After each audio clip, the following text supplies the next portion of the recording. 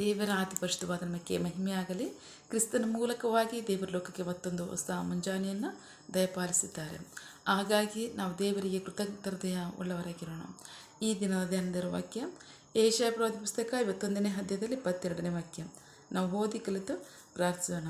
ತನ್ನ ಜನರಿಗೋಸ್ಕರ ವಾದಿಸುವ ನಿನ್ನ ದೇವರು, ನಿನ್ನ ಸಾರ್ವಭೌಮನಾದ ಯೆಹೋವನು ಹೀಗೆನ್ನುತ್ತಾನೆ, ನಾನು ನಿನ್ನ ಕೈಯೊಳಗಿಂದ ತತ್ತರಿಸುವ ಪಾತ್ರೆಯನ್ನು, ನನ್ನ ಉಗ್ರವಾದ ಪಾತ್ರೆಯ ಮಡ್ಡಿಯನ್ನು ತೆಗೆದುಹಾಕಿದ್ದೇನೆ. ಇನ್ನು ಮೇಲೆ ನೀನು ಅದನ್ನು ತಿರುಗಿ ಕುಡಿಯುವುದೇ ಇಲ್ಲ. ದೇವರಿಗೆ ಮಹಿಮೆಯಾಗಲಿ. ದೇವರು ತಾನೇ ಇದರ ವಾಕ್ಯದ ಮೂಲಕವಾಗಿ ನಮ್ಮ ಸಂಗಡ ಮಾತನಾಡ್ತಿರೋದಕ್ಕಾಗಿ ನಾವು ದೇವರು ವಿಶೇಷವಾಗಿ ವಂದನೆಗಳು ಸಲ್ಲಿಸೋಣ. ವಾಕ್ಯ ಭಾಗದಲ್ಲಿ ಕರ್ತನು ಸರ್ವಶಕ್ತನಾದಂಥ ದೇವರು ಆತನು ಏನು ಹೇಳ್ತಾನೆ ಅಂದರೆ, ನನ್ನ ಕ್ಷಮಾಪಣೆ ನಿಮಗೆ ಉಂಟು, ನನ್ನ ಕೋಪವನ್ನು ತೆಗೆದಾಕ್ತೇನೆ, ನಿನ್ನಲ್ಲಿರ್ತಕ್ಕಂಥ ಭಯ ಆತಂಕವನ್ನು ಸಹ ನಾನು ತೆಗೆದಾಕ್ತೇನೆ, ಇನ್ನು ನನ್ನ ಮೇಲೆ ಕೋಪ ಮಾಡಿಕೊಳ್ಳೋದೇ ಇಲ್ಲ, ನಾನು ನಿಮ್ಮನ್ನು ಶಿಕ್ಷಿಸೋದೇ ಇಲ್ಲ ಅಂತ ವಾಕ್ಯದಲ್ಲಿ ನಮ್ಗೆ ಹೇಳ್ತಾ ಇದ್ದಾರೆ. ನಾನು ನೋಡೋಣ. ತನ್ನ ಜನರಿಗೋಸ್ಕರ ವಾದಿಸುವ ನಿನ್ನ ದೇವರು, ನಿನ್ನ ಸಾರ್ವಭೌಮನಾದಂಥ ಯೆಹೋವನು ಹೀಗೆನ್ನುತ್ತಾನೆ, ನಾನು ನಿನ್ನ ಕೈಯೊಳಗಿಂದ ತತ್ತರಿಸುವ ಅಂದರೆ ಭಯದ ಆತ್ಮವನ್ನು ತೆಗೆದಾಕ್ತೇನೆ. ಅಷ್ಟು ಮಾತ್ರವಲ್ಲ, ನನ್ನ ಉಗ್ರವಾದ ಪಾತ್ರೆಯ ಮಡ್ಡಿಯನ್ನು ಸಹ ತೆಗೆದುಹಾಕ್ತೇನೆ, ನನ್ನ ಕೋಪವನ್ನು ತೆಗೆದಾಕ್ತೇನೆ. ದೇವರಿಗೆ ಮಹಿಮೆಯಾಗಲಿ. ಯಾಕೆ ದೇವ್ರ ಮೇಲೆ ಕೋಪ ಮಾಡ್ಕೋತಾರೆ? ನಮ್ಗೆ ಯಾಕೆ ಭಯ ಇರುತ್ತೆ ಅಂದರೆ, ರೋಮಾಪುರದವರಿಗೆ ಇವತ್ತು ಪತ್ರಿಕೆ 3ನೇ ಅಧ್ಯಾಯದಲ್ಲಿ 23ನೇ ವಾಕ್ಯ ಹೇಳುತ್ತೆ, ಎಲ್ಲರೂ ಪಾಪ ಮಾಡಿ ದೇವರ ಮಹಿಮೆಯನ್ನು ಹೊಂದದೆ ಹೋಗಿದ್ದಾರೆ. ದೇವರಿಗೆ ಸ್ತೋತ್ರ. ಪ್ರತಿದಿನವೂ ಸಹ ನಾವು ಎಷ್ಟೋ ಸಾರಿ ದೇವರಿಗೆ ಅವಿಧಾರ ನಡ್ಕೋತಿರ್ತೀವಿ ಮನುಷ್ಯರಾಗಿ. ಆದರೆ ದೇವರು ಆತನು ಮಹಾಪರಿಶುದ್ಧನ ದೇವರಾಗಿದ್ದಾನೆ, ಆತನ ನ್ಯಾಯಾಧಿಪತಿಯಾದ ದೇವರಾಗಿದ್ದಾನೆ, ಆತನು ನೀತಿವಂತನಾಗಿದ್ದಾನೆ. ಆದರೆ ದೇವರು ಕ್ರಿಸ್ತನಲ್ಲೇ, ತನ್ನ ಮಗನಲ್ಲೇ ನಮ್ಮನ್ನು ಕ್ಷಮಿಸಿ ನಮಗೆ ವಿಮೋಚನೆಯನ್ನು ಕೊಟ್ಟು ತನ್ನ ನಿತ್ಯ ಒಡಂಬಡಿಕೆಗೆ ಕರೆದಿದ್ದಾರೆ.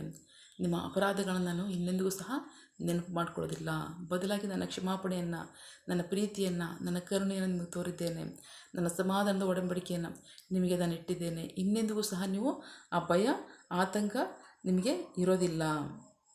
ದೇವರಿಗೆ ಸ್ತೋತ್ರ. ದೇವರು ತನ್ನ ಮಗನಲ್ಲಿ ನಮಗೆ ಕ್ಷಮಾಪಣೆಯನ್ನು, ವಿಮೋಚನೆಯನ್ನು, ರಕ್ಷಣೆಯನ್ನು, ಆತನ ಕ್ರಿಸ್ತನ ಸಮಾಧಾನವನ್ನು ನಮಗೆ ಇಟ್ಟಿದ್ದಾರೆ. ದೇವರಿಗೆ ಸ್ತೋತ್ರ.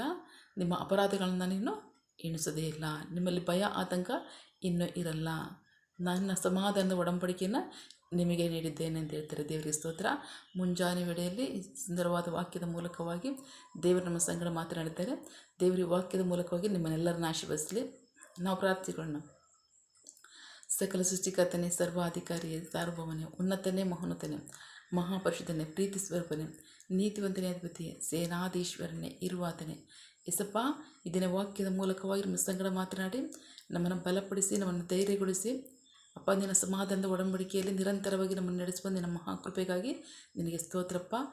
ನೀನು ನಮ್ಮಲ್ಲಿಟ್ಟಂಥ ಕ್ಷಮಾಪಣೆಗಾಗಿ, ರಕ್ಷಣೆಗಾಗಿ ನಿನಗೆ ಸ್ತೋತ್ರಪ್ಪ.